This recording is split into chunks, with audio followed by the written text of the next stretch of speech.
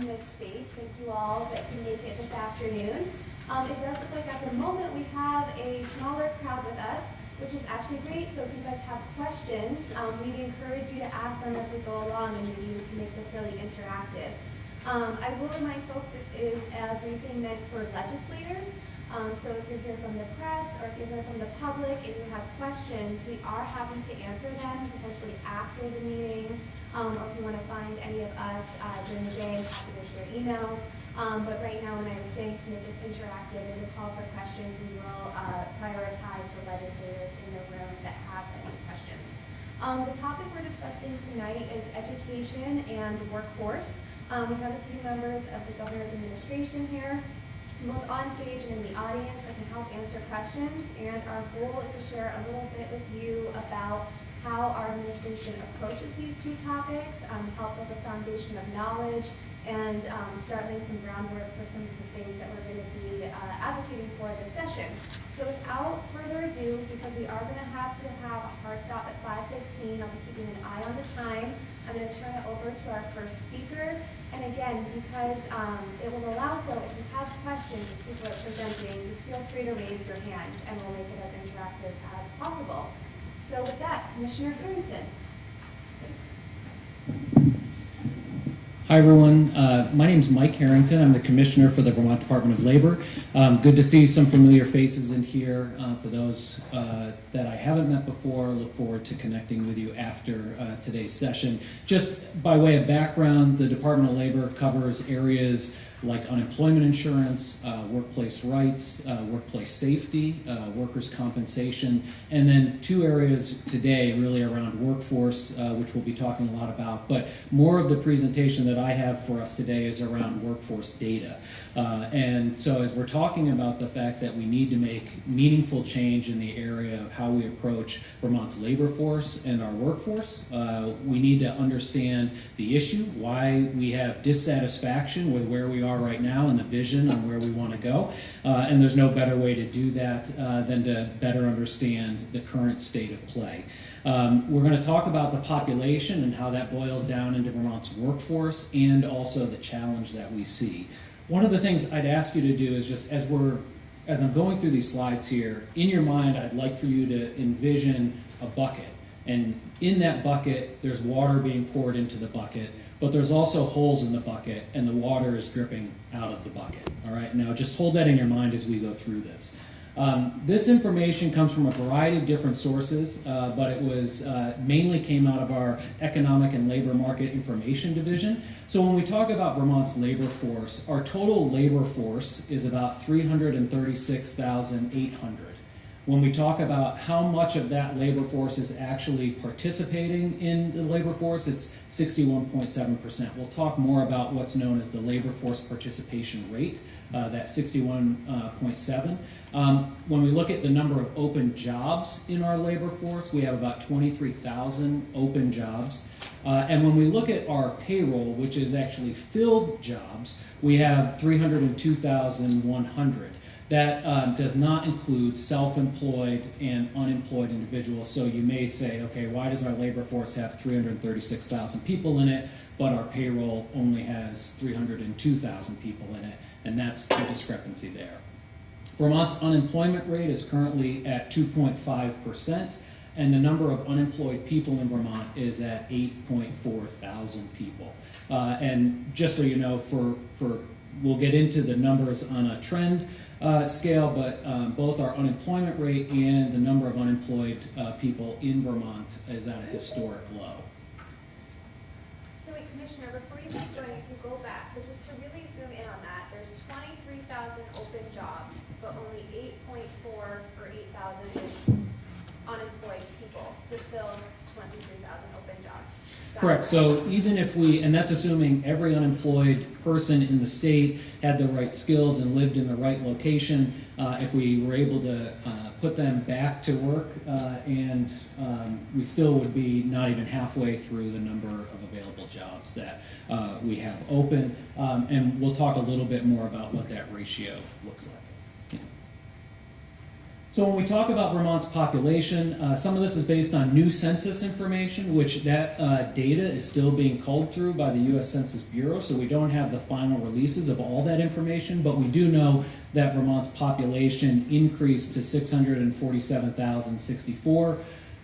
Again, our labor force is only a portion of that total number at 336,800. And then when we look at our labor force, we actually look at what is that prime working age, and that is defined by 25 to 54-year-olds. So of the 336,000, 202,800 are within that prime working age. Within our population, there are, it's 50.3% female. It is 18.1% under the age of 18. 20.6% are 65 and older, and again, 61.3% are between the age of 18 and 65.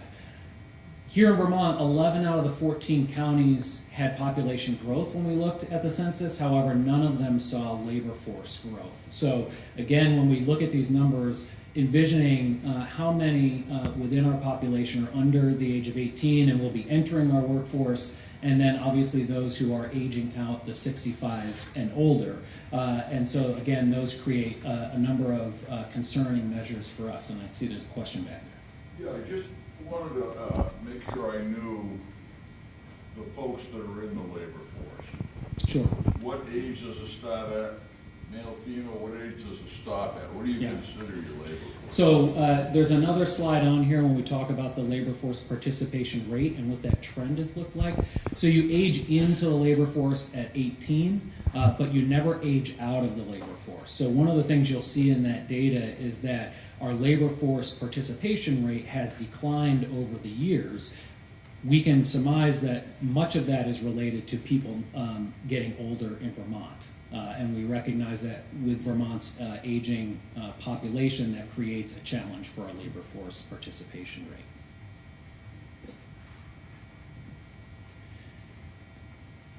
You can see the numbers up here better than I can see the numbers over there, but when we look at Vermont's labor force, this just looks back at 2005 to 2021.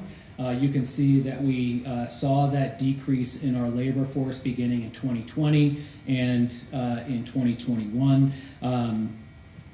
What I will point out is that the dip that you see between 2012 and 2017, the way our economist typically explains this to me is every 10 years when the Census Bureau does the census, for each year after that they make an estimation or a projection, and so the further you get away from that point in time, the margin of error grows. So we are likely, once they release the revised 2022 census information, we're likely to see a revision there. Will that little blip down will actually probably balance out, and that's what we're expecting. But again, you see the significant decrease, and we'll talk about, often we hear that question of where did everybody go? And we know that a lot of that had to do with, one, retirements, so either early retirements, people who were at retirement age, or people who were beyond retirement but had stayed in the workforce and then decided to use the pandemic as a time to exit the workforce. We also know that a number of individuals made decisions to leave the workforce, maybe to care for a loved one or move from a dual income household to a single income household. When we look at our labor force peak, we're talking about the ratio of open jobs to unemployed persons.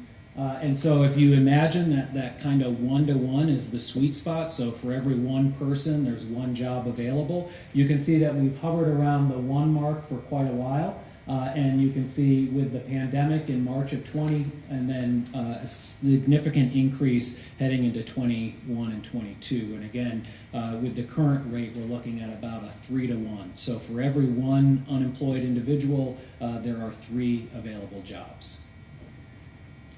The concerning piece for us, and we're not there yet, and so we often hear about large layoffs that might occur across the state, and at this point, the saving grace in all of that is there's still a significant number of jobs available across our state, but what we do track is where those numbers intersect. So again, where do we get to where the number of unemployed individuals begins to outpace the number of available jobs, and that's where we will see a concern. When we look at the rate of change from the last census, you can see that we had peak labor force in a variety of different years by county, but again, like I said on the first slide, all of those counties has seen a decrease in their labor force over the past 10 years. Feel free to raise your hand and ask any questions. This again talks to that labor force participation rate, which we just discussed. But really, the piece I want to point out here, just as a matter of course, is that it looks like a steep decline, which it is, but just point out that we're talking about a shorter percentage because the graph only goes from 60% to 70%. So again, traditionally Vermont over the years has hovered above 70 for a number of years, and then in 2010, again, probably likely following the Great Recession, we saw the labor force participation rate begin to decline, and then we saw the steep decline coming out of the pandemic, which again, we often hear the word the Great Resignation, and again, that typically for us has equaled retirements or people who left the workforce due to some other reason, specifically to care for maybe a child or an aging loved one. This is just a look at Vermont's trend in unemployment from 2007 to current day. Really, I just want to point out, I wanted you to see Vermont by itself so that then we could contrast it against other states in New England. So you can see that on balance, we are relatively similar across the entire New England region. However, I will point out that Vermont has been traditionally on the lower end and has fared better when it comes to our unemployment rate. So our unemployment rate has traditionally been one of the lowest in New England.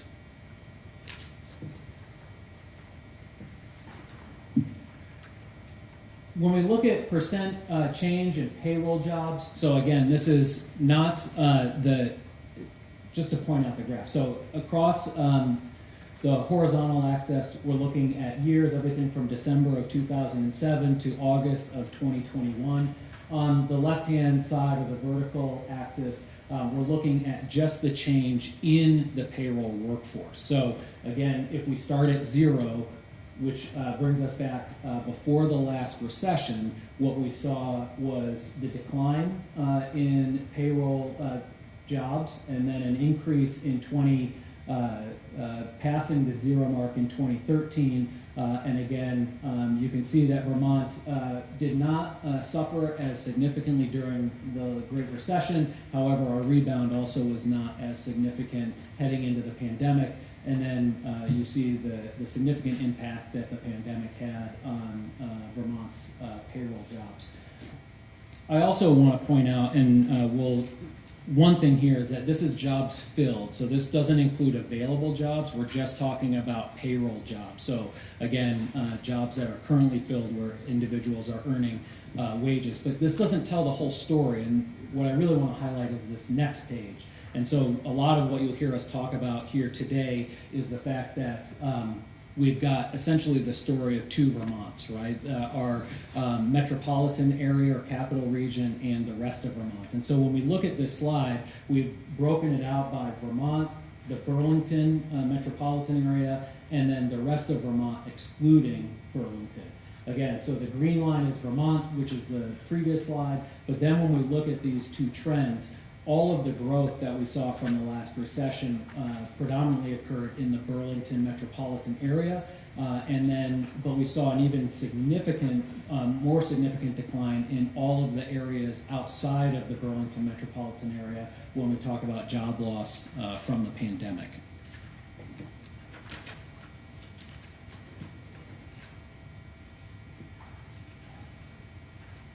I want to just pause here because I'm about to wrap up, but in the beginning I'd asked you to think about that bucket with the water pouring into it and the water dripping out of the holes. And so when we talk about what are the challenges that face Vermont right now with regards to our workforce, and what are the initiatives and projects and actions we're looking to take moving forward to reverse that workforce trend, I often equate it to that leaky bucket. So if the bucket is Vermont's economy and the water being poured into the bucket are new workers, right? So they're either workers that live here and are graduating either from high school or college or maybe from a training program, but also individuals we are recruiting to Vermont as well.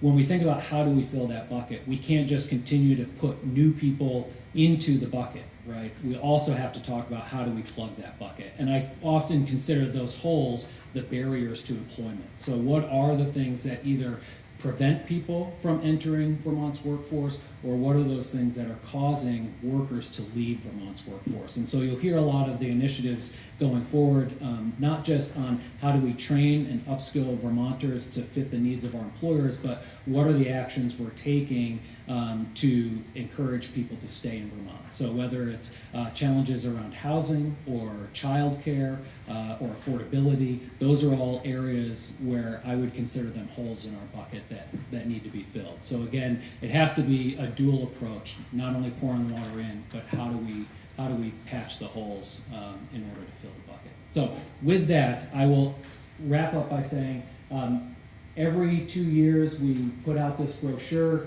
It's a partnership with the McClure Foundation, Vermont's Most Promising Jobs. We have a box of them over there, so we'll make sure to hand those out or grab one before you leave. And then going forward, if you have questions about labor market information data within maybe your specific region or area of interest, Matthew Barowitz is our Chief Economist and Division Director within the Economic and Labor Market Information Division, and Cameron Wood, sitting over there, is our Policy and Legislative Director. So if you have questions and want data around your region or area, you can go through Cameron and he'll make sure to connect you with Matt.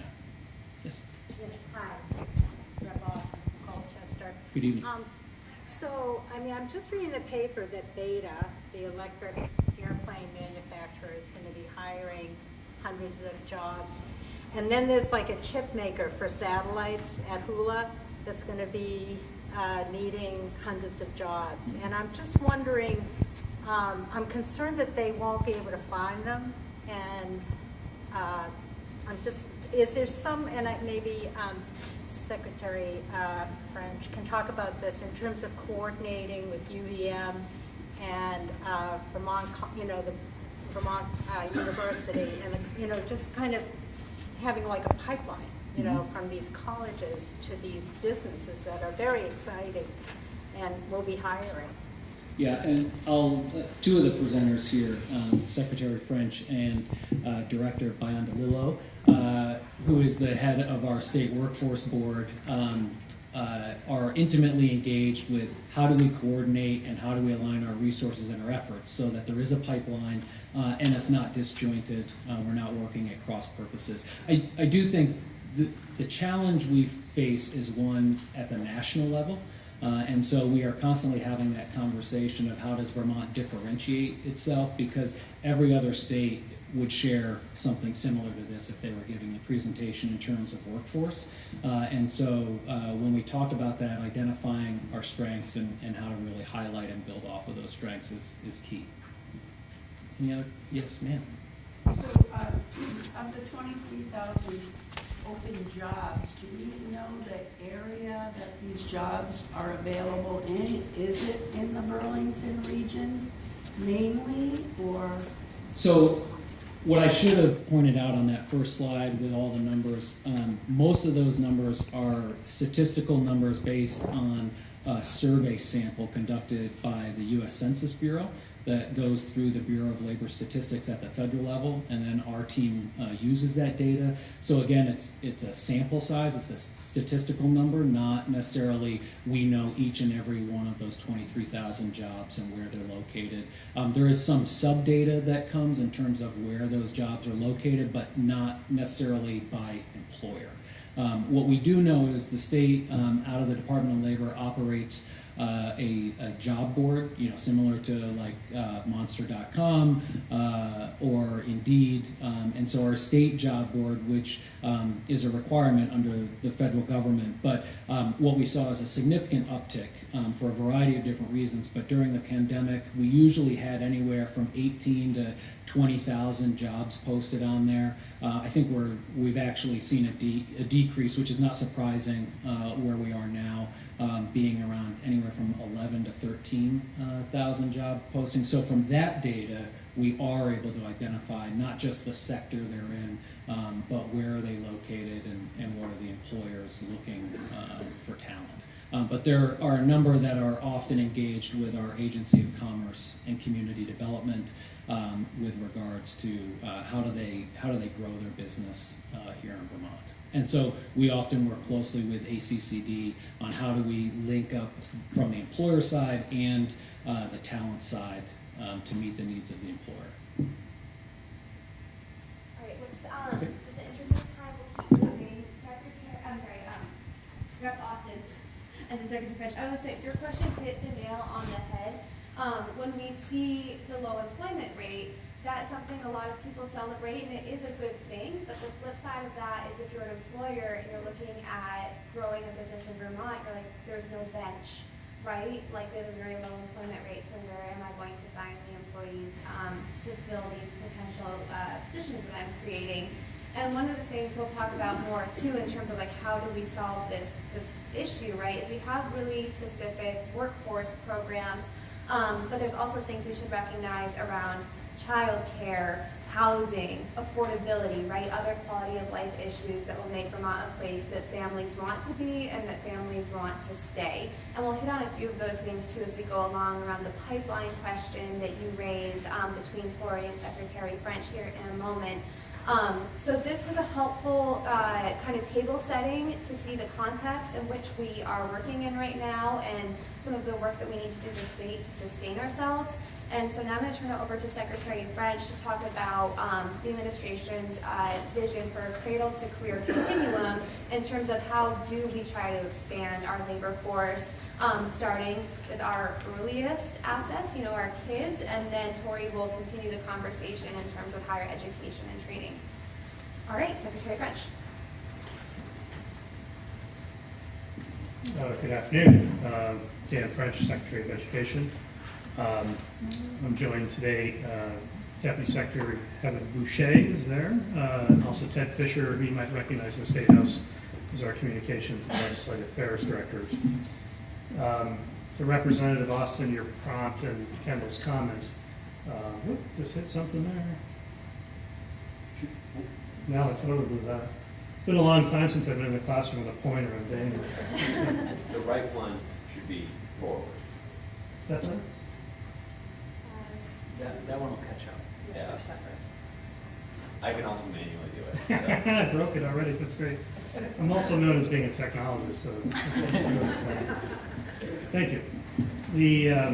This point in the title here, the Unifying Cradle to Career, I'm sure you're acquainted with Governor Scott's vision in that regard. It's not an uncommon vision. Certainly, I think today, looking at the labor market context that we're operating in Vermont, education often sits at the intersection of a lot of policy. It's not just when you think traditionally about education. I think everyone's either been to school or driven by a school. We increasingly across the world acknowledge that education is critical not only for its sort of traditional role of helping individuals reach their maximum potential, but also in the social and economic development of the state or the country. So it's a really critical piece of policy. So unlike my colleague's presentation on statistics, I'm mostly going to talk about policy themes. So when we think about themes in education, the idea of policy goals, as Kendall mentioned, they break out, I think, in three easy to understand buckets. This idea that we want to get every child off to a good start so they can be successful in school. The idea of creating greater flexibility and options in the middle of the process and exploring pathways, and then ultimately helping individuals transition to the workforce and be happy and productive citizens. So we think about getting kids off to a good start. This is where, again, the education, I should say the agency of education, probably 90% of our function is to supervise and regulate the K-12 system. But we touch on elements of policy on either end of that process. So getting kids off to a good start, this is where the priority on childcare and pre-K emerges. As you know, we've made significant investments in childcare, continues to remain a priority. How childcare and pre-K come together has been the topic of some deliberation over the years, and I think Vermont's a national leader in that regard. But it's really critical that we focus on the foundation of the education system. If we don't make gains in that important sort of milestone, if you will, the rest is really challenging, becomes more challenging. So it's a critical piece. Number two, this idea of flexibility, probably more critical than ever. I think this also, if I were to describe education in the last 50 years or so, we could see this acknowledgement of education being important for social and economic development. But I think this idea that society and the dynamic nature of our economies has become more complex. We have statistics about people changing jobs more often. I don't know about you, but I certainly have explored several different career paths in my life. But the idea of giving students options, and what does that mean in a rural state like Vermont, where some students are able to explore options more so than others? But the idea is that, if you're making a decision on what you want to do with your life, you have to be open to exploring other options later on. So the idea of allowing people to move flexibly and been among and between options, particularly when we start talking about issues of career technical education, higher education, and so forth, we need to be open to the idea that adult education is a critical part of our strategy. And then certainly lastly, supporting the transition to the workforce and ensuring that we have a successful democracy, which really means people being happy and productive. So these sort of broad brush policy goals. I also want to talk a bit about structures, because as much as this sounds like a unifying narrative for policy, I just want to acknowledge that we try to approach this through a variety of structures, and this is where it gets really challenging. And I think one of the more complex policy spaces in the State House is education. Firstly, we have different agencies regulating different parts of the system. I call child care and pre-K as an example, where our partner agency and Agency of Human Services plays a pivotal role. We have similar kinds of relationships with Department of Labor and other agencies on CTE and higher education. So just an acknowledgement that education policy is enacted across multiple state agencies and departments. Secondly, the K-12 system itself, if we just contemplate K-12 as a standalone entity in Vermont, that is structured in a very complex way in Vermont. There's certainly the state-local partnership, but the local partnership itself is articulated in lots of different ways. We have different configurations of our governance structure. I'm sure you're familiar with Act 46, but there's a lot of different configurations. When we look at school districts in terms of like ecosystems, if I were to describe to you what North Country Supervisory Union does in Newport and compare that to what Addison Central Supervisory Union District does in Middlebury, they look kind of similar, but how they do things actually is quite different on a daily basis. Thirdly, the issue of CT, adult ed, higher ed, this needs tighter integration, and they're not necessarily set up to talk together that very, very well. So just keep harping on Representative Austin's point. This is an area where we need to get much more intentional. I think what I've noticed in the last few years is there's growing acknowledgement that the CTE in particular is a critical asset from a policy perspective. Certainly this is a priority of the governors. But CT has federal funding behind it. We can do a lot to kindle student aspirations with much younger grades. We can certainly do more to promote the value of CT. If you haven't been to a CT center, I would encourage you to go out and visit one. It's really quite amazing when you see these facilities in action. But again, to think about CT in the context of adult education and higher education, I think is a critical piece. It's not either or. It's really about people having the ability to move among these options, not just in K-12, but through their adulthood. And lastly, and I would love the opportunity to speak to legislators about this, it's just an observation. We actually, I think, do a fairly good job of collaborating inside the state government around some of these complex areas of policy. But when we go into the State House, there's a lot of siloization of these policy concepts. So, for example, pre-K, childcare, different committees involved. So it's hard, and this will be a challenge for us going forward, is we can envision policy to be enacted in the field, if you will, out in our communities. That's considered on an integrated basis. but we really need to think about how we design that policy inside our policymaking process, inside the State House, to make sure that we're able to focus on outcomes that we want to see, that we're measuring for those outcomes, and that we're holding the system accountable for those outcomes. So at any rate, it's important as we talk about this idea of unification in the policy area to acknowledge that there are some structural aspects to this that make it more challenging perhaps than some other areas. Feel free to ask me a question as I go on. So I think, that being said, that's sort of the context. I want to acknowledge that we've really worked well together during the pandemic with the General Assembly, and the pandemic stands out to me as a great example of how we can work together not only across these structures, but through some very complex regulatory situations to accomplish what we need to do for kids. Right now, there's an unprecedented number of dollars, and I'll talk more specifically, flowing through the education system. We basically have a 2-year period to make the best use of that money that we can. And I'll talk more specifically about that in a minute, because that's on the forefront of every school district in the state right now. Not just the money, but the work they need to do to meet the needs of kids as a result of the pandemic. Secondly, when we were contemplating how to put together a plan to spend this federal money, we worked very closely with the General Assembly to do that. I'm going to talk about some of the highlights of that planning here today, but you should know there is an education recovery plan, essentially, a state plan. It's on our website. A lot of the elements of that plan were enacted through the work of the General Assembly. So we have a very coherent, integrated approach to doing this education recovery work. It was exceedingly hard to put this together, but I think it's going to serve us well in the next couple of years.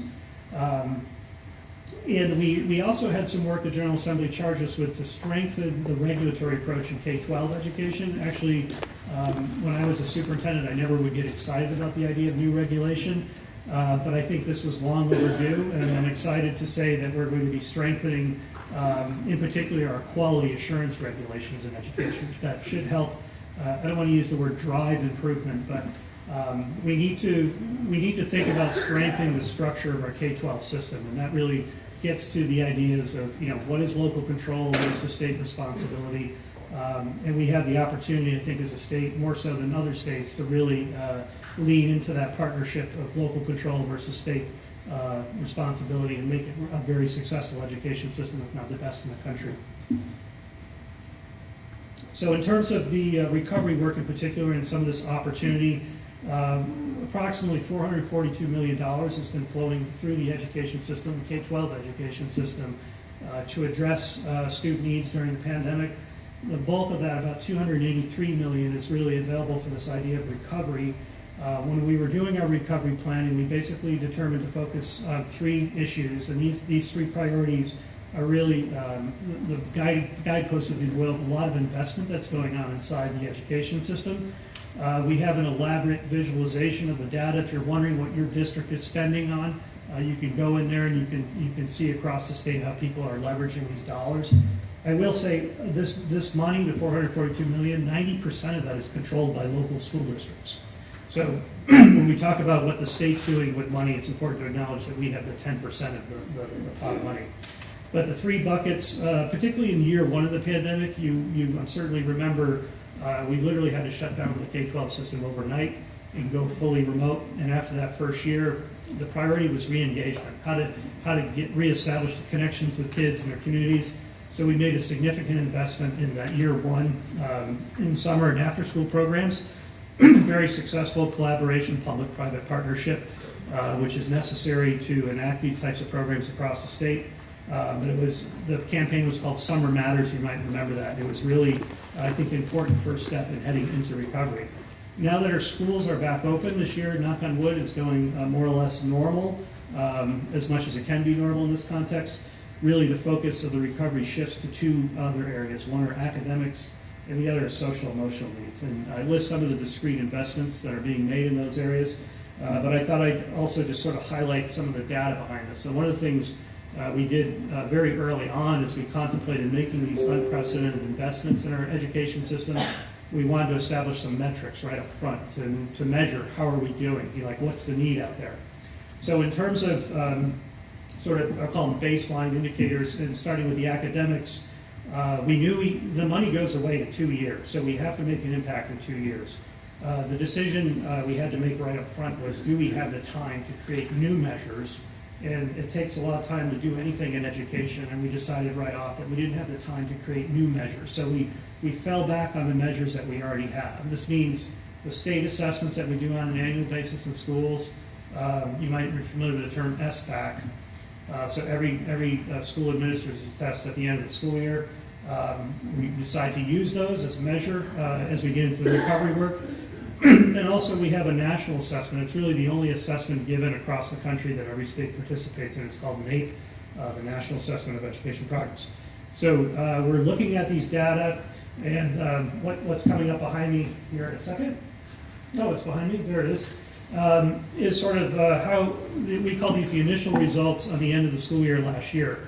Now, it's important to acknowledge that testing has been imperfect. The conditions for testing have been imperfect the last couple of years. And indeed, in 1 year of the pandemic, the federal government canceled the testing altogether due to the pandemic. Last year, participation was different than it is in a pre-pandemic situation. But these results more or less conform to where Vermont has been performing historically. When you see things like the 40% proficient rates, when you look at these test scores around the country, you'll see a lot of states scoring in that area.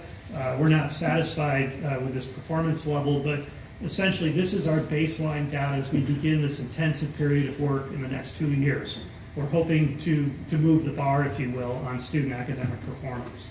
Secretary, this might just be a good just pause for a second. Sure. Does anyone have questions about anything in the education recovery space or our testing scores? Because I realize we just gave you a lot of information and that you might want to react to Peterson. Sure. Yes. Who sets the percentages on this? It seems that it might be a little skewed to be an unrealistic, Right. maybe. Yeah. When I see this, I don't know. Yeah, I think the way to look at it in the context of this conversation is 40% a fair measure or not. It's just to say, regardless, this is our baseline as we begin this intensive 2-year period of investment. But to your question, the cutoffs, we work with large testing companies, the vendors who build these assessments. They certainly have psychometricians who, look at those things. But as a state, we have the opportunity to determine the cutoff scores of where these things are. But they are, I would say, somewhat arbitrary, and it's a point of concern. However, when we look at, this is why the issue of the NAEP data is important. This is the national assessment, and these cutoffs are determined at the national level. So we look for this not necessarily as a correlation, but just to say, to your point, can we look at the SBAC data and be concerned with, a true sense of concern? Then we look at the NAEP data and we see similar patterns. I think it's also important to acknowledge that if we were to spend more time with you and unpack these results, you would see discrepancies based on the type of kids. Not all kids are achieving at 40%. This is sort of like an average, if you will. For example, when I was superintendent, I remember 8th grade students, every single girl was proficient in 8th grade in writing. But when we started to unpack the scores, we found it was the male students that were not doing as well, special ed students, students in poverty, those are the ones that were struggling.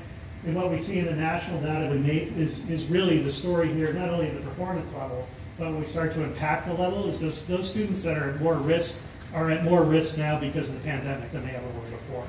And that's one of the reasons when we start talking about investment strategies, we have to be really interested in those students that are at risk, more so than before.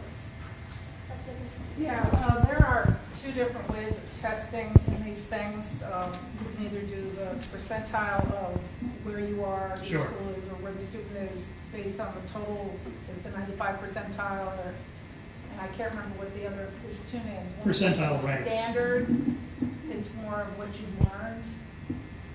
Can you explain how these tests work? Yeah, this would be a long briefing on this, but I would say typically we would use this kind of presentation for something like percentile ranks, and then proficiency would be the other measure. Yeah. But if you're interested in this topic of understanding the assessment conversation, we could set up a dedicated briefing to you on that. Again, for today's purposes, I know this is a lot of information, but as we were contemplating, we're in this unprecedented moment. We don't have any experience of how to deal with a global pandemic and shutting down our school system.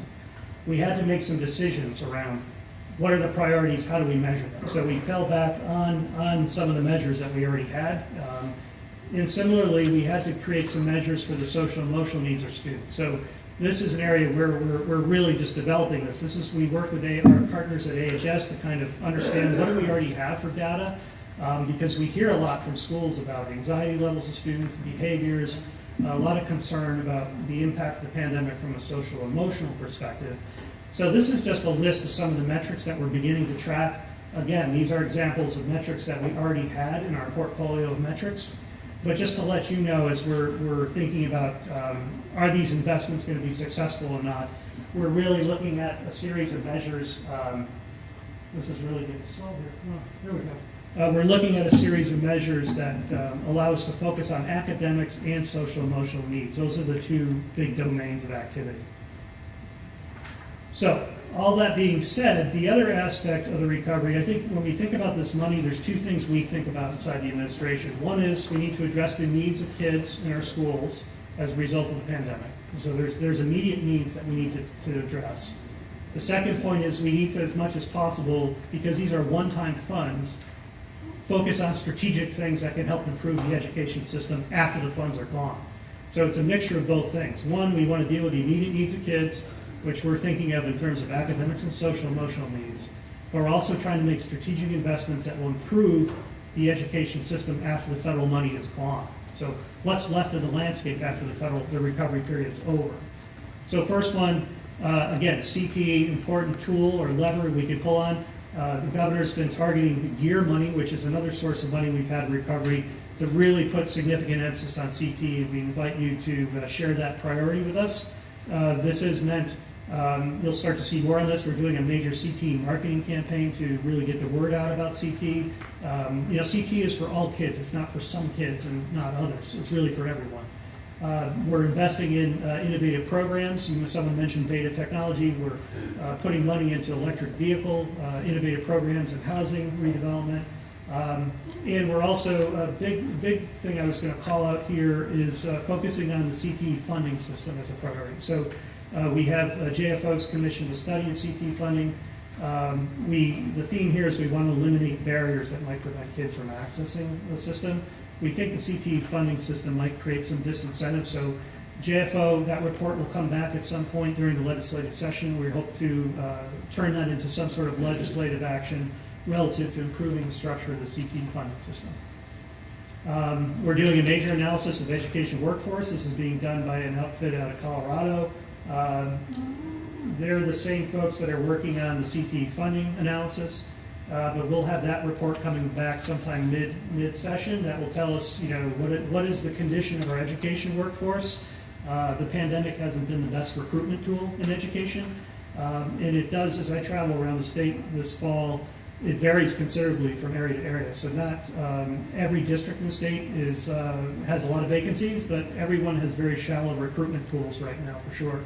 So we want to understand that and quantify it and try to surface some policy recommendations to help improve recruitment and retention of our teachers. Making a significant investment in educator wellness, because the people in the classroom that are doing the work with our kids need to be in a good place themselves to do that work. Made significant investments in after school, again, anticipating wrapping services around kids, whether it be social or academic needs. After school can be a huge opportunity for us to make some progress, so we've been focused on making those investments, but ensuring that that can happen in all areas of the state. So a lot of the theme of our policy is to examine each ecosystem, if you will, of the state, and ensure whatever we do through a public-private partnership or through our investments, that we're not leaving people behind. We still need to double down on remote learning capacity. It was something we utilized in the state sort of sporadically prior to the pandemic, but as a rural state, if we're going to offer a true 21st century expansive learning curriculum for kids, all kids in the state, we need to have robust virtual learning capacity. So we've been making investments in our Vermont Virtual Learning Cooperative. We think we can do a lot more in this space. Our school facilities improvement, we've been leveraging the recovery dollars to make some progress on a lot of the deferred maintenance issues. I know you're familiar with the PCB issue. I've been thinking about the nexus of PCBs, and some of this work is indoor air quality, so our districts have really been focusing on making improvements in indoor air quality issues. But we have a lot of work to do in facilities, and districts have been leveraging recovery dollars to get a handle on that work.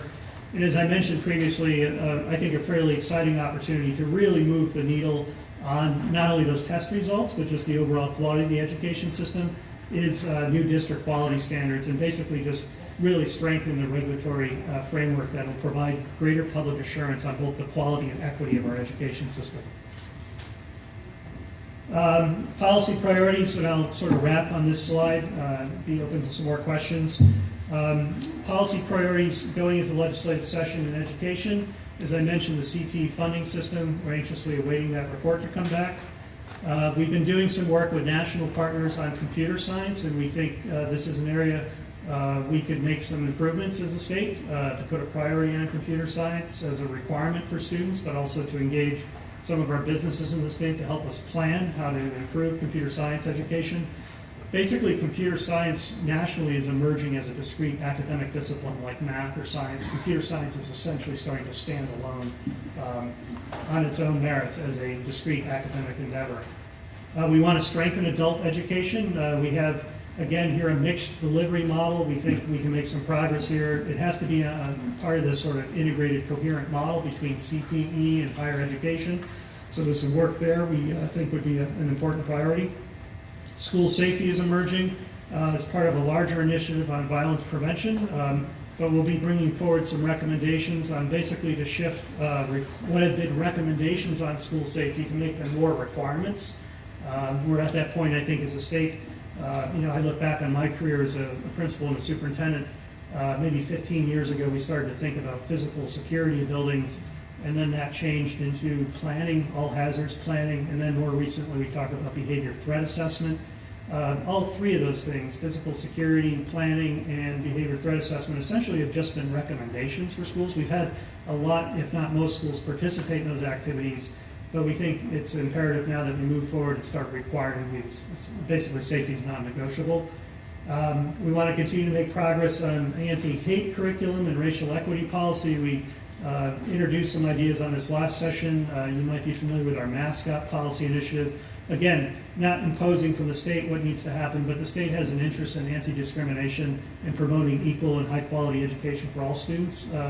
We don't want to necessarily alleviate local districts of their responsibility in that regard, but as our mascot policy example, we can provide some guardrails for locals so they can at least have a framework to have those conversations with their community. And then lastly, simplification of home study. I'd almost qualify this as sort of a technical correction to a certain extent. We struggle inside the agency to have capacity to manage all the different policy initiatives you put forward. So we're always looking out for areas where we can simplify. Home study sort of stood out. Right now our home study approach is very labor intensive. We have a lot of labor intensive work that we have to do inside the agency to manage it. And then when we started to look around the country, and particularly in other New England states and northern New England states, we found out our policy is incredibly more complex than what other states do. So we think there's an opportunity as a win-win, simplify it for the parents and for the communities, but also create more capacity inside the agency by creating a policy framework that's easy to administer, more easy to administer. So I think that's all I have. I'll turn it over to Tori in a second on workforce. Any questions? Yeah. I got a workforce question. Are you familiar with the Troops to Teachers program? Yes. I think that, I know a relative of mine came out of the Army and he ended up being a high school teacher. Yeah. Have we ever done anything to try and approach the Troops to Teachers program through the military? We have not. I think we've had a really, as unfortunate or fortunate result of the pandemic, we've collaborated a lot more with pretty much every department and agency, including the National Guard. They were key players in our ability to deliver test kits and vaccine. So those connections are really strong in the state. I would point to it again as an example, as a small state, how we can get some stuff done here, which is really exciting. But that labor analysis that I pointed to, we're hiring that outside firm. So to quantify what is our education workforce issues, that's like step one. Step two is to have them look at our regulations. If we're not doing enough if we have barriers to people entering the teacher workforce, we want to identify those. The third thing we're having them do is to do an environmental scan across the country to identify precisely programs like that. So if there are programs out there that other states are doing. We want to identify those. And then through this report, we will then surface some recommendations for you to consider as possible ways we can improve both our recruitment and retention of our education workforce. It's going to be really important, as you know, this is an integrated policy space with social services.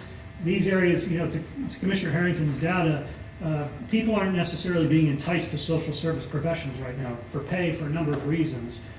We're going to have to figure that out. And in education in particular, what's emerging, for example, as a national model is this idea of grow your own. We know students, particularly in rural states, are interested in living and working in their communities because they like the quality of life that they grew up in.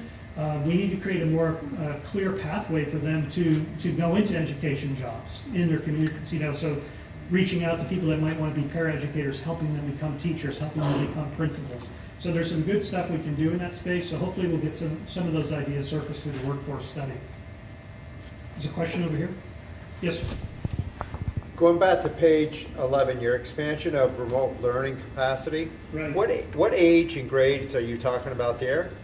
Yeah, really K through 12. We started, particularly with the pandemic, and I think traditionally remote learning's been dedicated to high schools because remote learning was organized around courses, and this idea of a course is really a high school thing.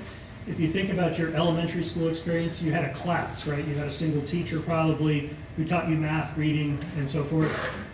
When the history on remote learning really started with this idea of a course, so we can offer courses online.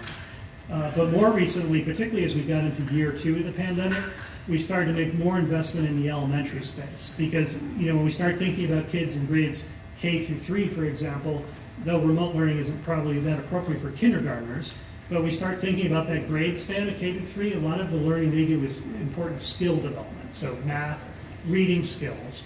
And there's a lot we can do with remote learning that isn't course related, but it's good tutorial backup. So there's a lot of gaming going on inside of virtual learning where kids can practice, for example, fractions on their own. We can use it inside the classroom. So there's increasingly more application for virtual learning at the K-12 or through K through 8 as well as high school. But I would just say as a rural state, we're a bit behind in the use of technology and virtual learning in K-12 education. So it's something I think we're really committed to making more progress in. And I think another area to think about, back to CTE policy, career technical education, we have a lot of kids that I think of in my neck of the woods. I live in Manchester, but Rutland, I know we have some folks here from Rutland. The Stafford Technical Center has 11 different receiving high schools. And a better part of what that means is those kids for half a day are in their home high school, then they commute to Stafford. And Representative McCoy is here. She knows, you're out in Pulteney, that's a haul.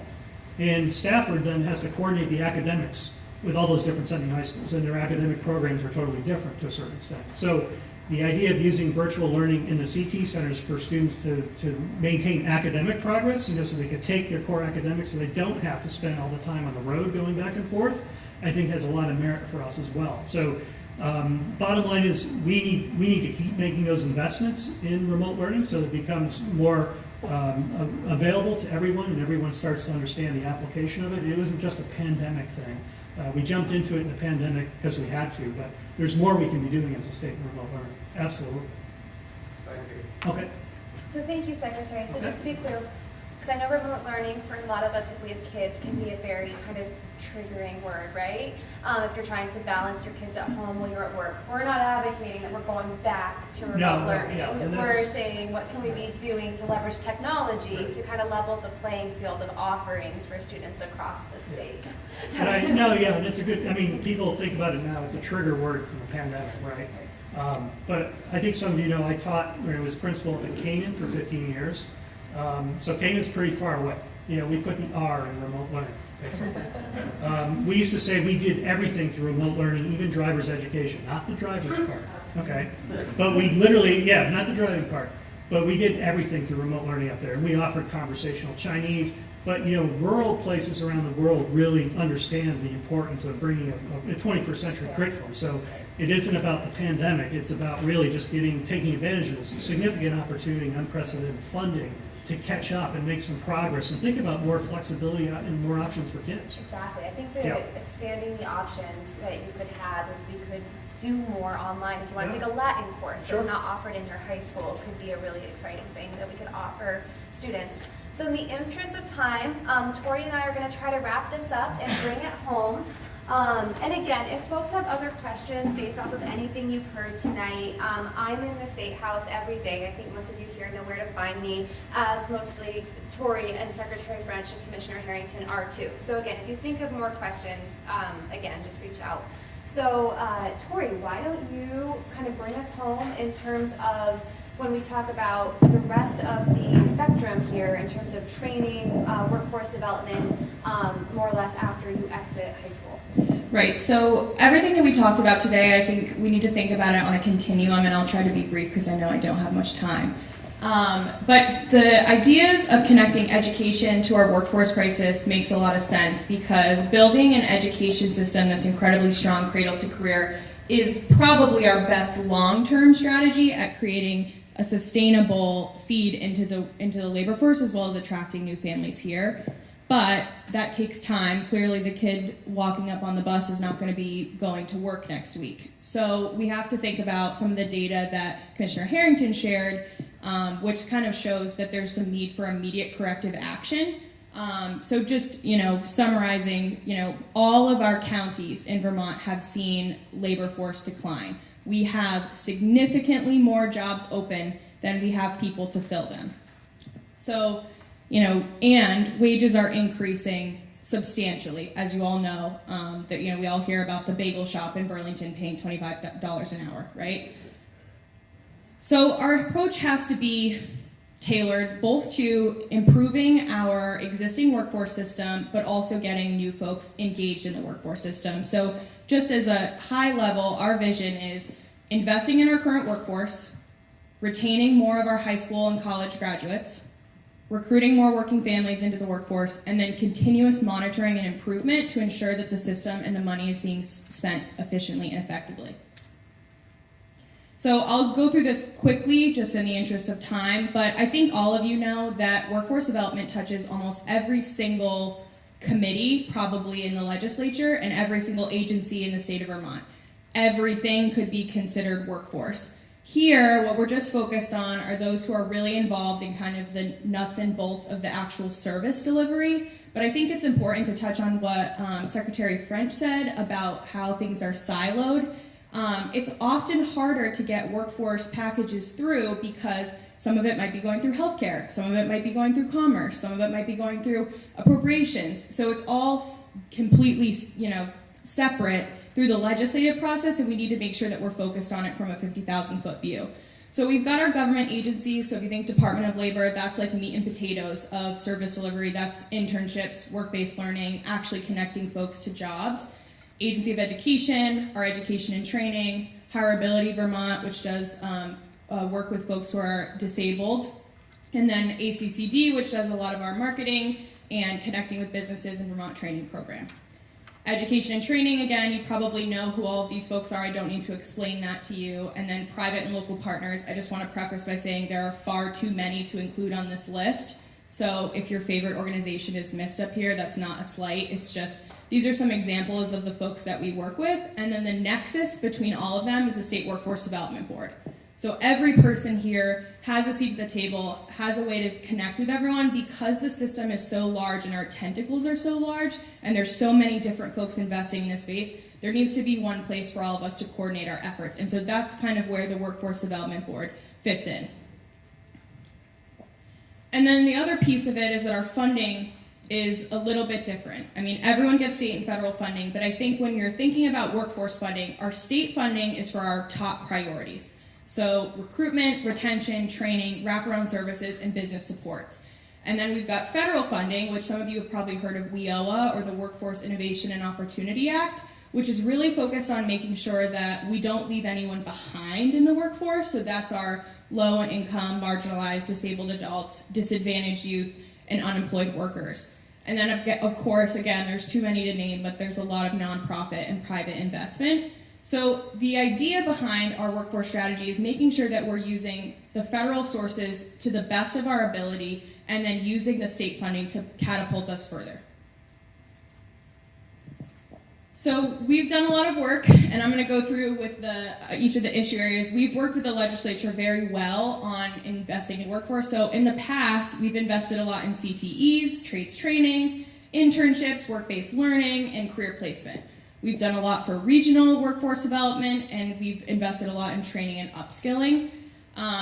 Our new opportunities for growth, where we can build upon this work, would be to modernize our apprenticeship program, further invest in more work-based learning because we're seeing how effective it is for younger Vermonters and folks trying to have a career change, and then expand on the job training programs. For retention, we have done a lot in this area, especially in the healthcare sector. So again, just going through some of the work that the legislature and our administration have done, loan repayment for some of the critical occupations to the tune of hundreds of millions, investment in youth employment and training, expanding work-based learning in our education system again, and then tuition reimbursement for upskilling and training. So some of our new opportunities that we're focused on is kids who are in foster youth, figuring out a way to create good career pathways for them into the workforce or higher education, further investment in trade scholarships and advancement grants, and then again, further investment in upskilling workers at our higher ed institutions, whether that's in the Vermont State College system or at UVM. On recruitment, I know this one gets a lot of flack from people in and outside of the State House, but I want to preface this by saying it's not just asking people to move here. This is also about engaging folks who are currently in Vermont who are not engaged in our workforce. So for the first two, we're talking about, again, the hundreds of millions we've invested in recruiting for critical occupations and relocating families to Vermont. Those two really hit at the fact that we, again, do not have enough people to fill our jobs. And again, also modernizing licensing requirements so that folks who have licenses in other states would be, it's easier for them to come here and use that. But it also means re-engaging folks who have left the workforce for one reason or another. So that could be an older worker with a returnship program where they're able to get back into the workforce part-time. That could be investing in the incarcerated population, giving them rehabilitation and a pathway to success, and also giving folks who have been formerly incarcerated kind of a second chance to get back and earn and be a part of the workforce. So our new opportunities for growth, and one that I find very exciting, is addressing the benefits cliff for wraparound services. We want to make sure that folks are not having to make the tough decision between losing a specific suite of services and $10 more a month by taking a job. So we want to, focus on eliminating or at least alleviating where we can the benefits cliff. Expanding workforce training for incarcerated individuals, continued support and marketing relocation efforts for tourism and marketing, a significant investment in resettling refugees and placing them into communities and giving them the support services that they need, and then also providing affordability and tax relief for Vermonters. And then finally, continuous improvement of the system. I know this is something that we've had conversations with the legislature about for a very long time. Previously, some of you may have heard of the SOCWED, which is the Special Oversight Committee on Workforce Expansion and Development, I think that's right, which essentially is has contracting with someone to review all of our workforce assets and see how we can deliver services more effectively on a regional basis, statewide, and make sure that we're not really missing any huge gaps here with our coordination. And then obviously we have a unified state plan that we submit to the federal government just on our federal funding. So our new opportunities for improvement this year, the State Workforce Board is very focused on data monitoring and continuous improvement. So looking at the metrics that we track in the state plan, but also the similar metrics of how many people are getting placed into jobs with our state funding.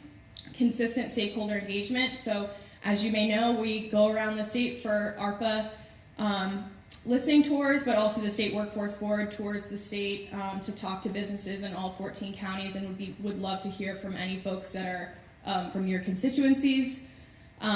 Ultimately, the implementation of the advisory commissions recommendations to improve the system, and then ultimately, working on managing all of our workforce systems so that there's no wrong door, and if you call one agency and they're the wrong place, that you get immediately transferred to the right place for you, and then everyone can get the services that they need. So just to wrap that up, I think one thing I'll say is that we understand that workforce is much more than just these programs. As I said, it's housing, it's childcare, it's education, it's quality of life. So, we believe that all of those things tie nicely into this, but our main focus is making sure that, one, we have an incredibly strong system, but two, we're also attracting more people to live in Vermont. So I see one question from the senator. So we are a little over time. Understand if folks have to go, we'll try to wrap this up. So Senator, we'll take your question for Tori, and then maybe we'll have time for one more question for any of the presenters here. Yes. Thank you. Senator Dave Weeks, Rutland County. So related to workforce specifically, to quote you, so we have a need for immediate corrective action, which certainly I think we can all agree with that. We're all, nationwide, we're all facing a relatively low unemployment rate. So essentially we're all feeding from the same trough. We're all trying to get the same workers. And I'm wondering if the state has considered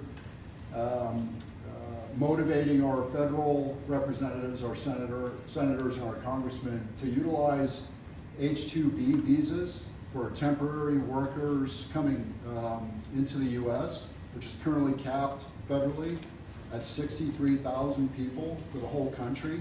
And these are visas for labor shortages which we identify and are validated by the government. I'm just wondering why we're not going that route. So I can't speak to, I haven't spoken with anyone from our federal delegation, but I have spoken with the folks at the National Department of Labor about this. This is something we hear a lot, especially from those in agriculture.